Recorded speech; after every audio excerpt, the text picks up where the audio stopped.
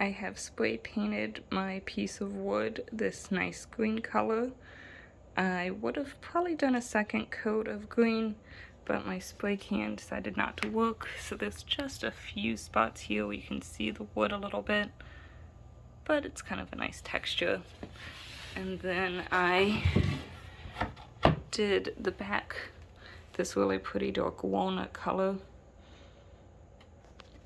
Once everything dried, the stain and the spray paint, I covered it with polyacrylic to protect it from the weather as well as help with the vinyl. I left the edges plain just so depending what side it was on, it looked okay. I also put the polyacrylic on the edges as well. I'm going to be cutting some vinyl for a Grinch sign. The green that I want to cut is only a 12 by 12 sheet of vinyl, and this is longer, it's 17 inches.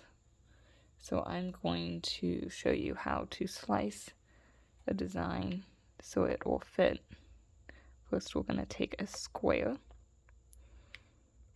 and then I'm going to make it my 12 by 12. So this is the size of the Cricut mat. They do have larger Cricut mats, but like I said, my vinyl is what's not long enough. So I'm going to place it over my design, and then shift to click both, and then we go over to slice. And you can pull away these pieces and just delete them. And now your piece is sliced. Actually, I think I'm going to redo that because I sliced in the middle of the bulb. So hit undo.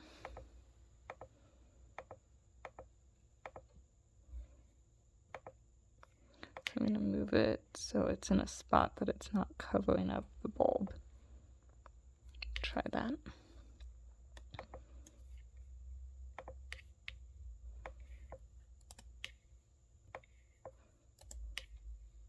So now we cut the wire, and that'll be easier to place together on the sign.